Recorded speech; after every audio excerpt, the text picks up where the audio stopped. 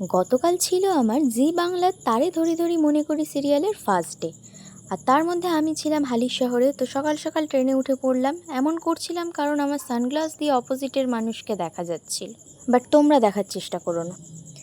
দেন টলিগঞ্জ নেমে র্যাপিডো তো বুক করলাম, কিন্তু ওই যে কথায় আছে, অভাগা যেদিকে যায় সাগর শুকায় যায়। আমার ক্ষেত্রে উল্টোটা, ভরে যায়। র্যাপিডোর জন্য ওয়েট করতে করতে আমি তো ভিজেই গেলাম, তারপরে মাথায় হাত দিয়ে দেদার দৌড়। কিন্তু বৃষ্টিকে বুড়ো আঙুল দেখিয়ে আমি র্যাপিডোতে উঠেই বসলাম, কারণ কল টাইম তো মেনটেন করতেই হবে, আর আমার হাতে বেশি টাইম নেই। এদিকে আমাদের স্টুডিওটাও পৃথিবীর শেষ প্রান্তে। এরই মধ্যে একটা অভাবনীয় ঘটনা ঘটে গেল, যে কারণে আমি হাসছি। যেহেতু বৃষ্টি হচ্ছে, র্যাপিডোর দাদা বলল আমি ম্যাপ দেখতে পারবো না, আমার ফোনটা ভিজে যাবে, তার চেয়ে তুমি আমাকে চিনিয়ে চিনিয়ে নিয়ে চলো। শুনে আই আম অবাক, হাসবো না কাঁদবো বুঝে পাচ্ছি না। এই স্টুডিওটাতে আমি গেছিলাম গত 1 বছর আগে মহালয়ার প্রোমো শ্যুট করতে।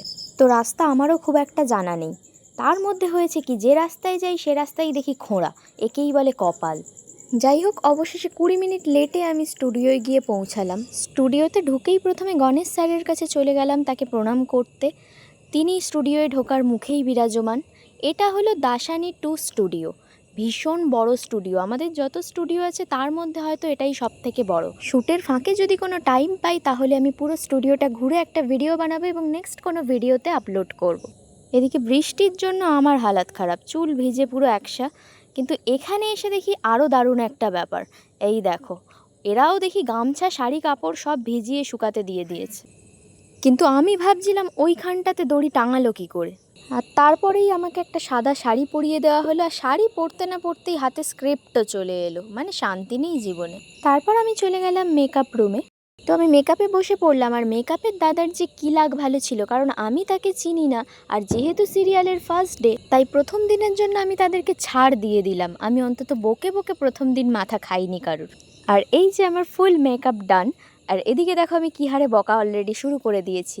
ওয়েট করো আর 2-3 দিন যাক, তারপরে তোমরা বুঝতে পারবে কীরকম আর্টিস্টের পাল্লায় পড়েছো। আর এরপরে আমি বসে পড়লাম হেয়ারে। আর এই দেখো আমার সেই বিখ্যাত হেয়ার পিসটি লাগানো চলছে। আমার যে লুকটা হচ্ছে সেটা দেখে তোমরা গেস করো দেখি এটা কী লুক হতে পারে। আর এই যে দেখো, এটা আমার ফাইনাল লুক। আমার ক্যারেক্টার অনুযায়ী আমাকে হাতে পায়ে নেল পলিশটাও পর্যন্ত তুলতে হলো, আর ঠিক এই কারণেই আমি কখনো নেল এক্সটেনশন করাই না। তো এরপরেই সিনে ডাকা হলো, আর আমি ফুললি শাড়ি টাড়ি ঠিকঠাক করে চললুম সেটের উদ্দেশ্যে। সেটে ঢুকে দেখলাম আমাদের যে সিনটি নেওয়া হবে তারই প্রিপারেশন চলছে। তোমরা যারা এই সিরিয়ালটি দেখো তারা নিশ্চয়ই এই মূর্তিটির সঙ্গে পরিচিত। এটি আমাদের সেটের অর্থাৎ সিরিয়ালের রাধা মাধব। এরপর আমাদের যেখানে সিন নেওয়া হবে সেই জায়গাটা তোমাদেরকে দেখাই। জাস্ট দেখো কি দারুণ সাজানো হয়েছে টোটালটা। তবে যেহেতু এখনও টেলিকাস্ট হয়নি তাই আমি খুব বেশি কিছু দেখালাম না। তো আমি কি চরিত্র করছি সেটা যদি তোমরা গেস করতে পারো তাহলে কমেন্ট বক্সে জানাও। আর বাকিটা দেখতে চোখ রাখো ঠিক সন্ধ্যে 7:30টায় তারে ধরি ধরি মনে করি সিরিয়াল জি বাংলার পর্দায়। আর মিস করে গেলে জি5 অ্যাপ তো রয়েছেই।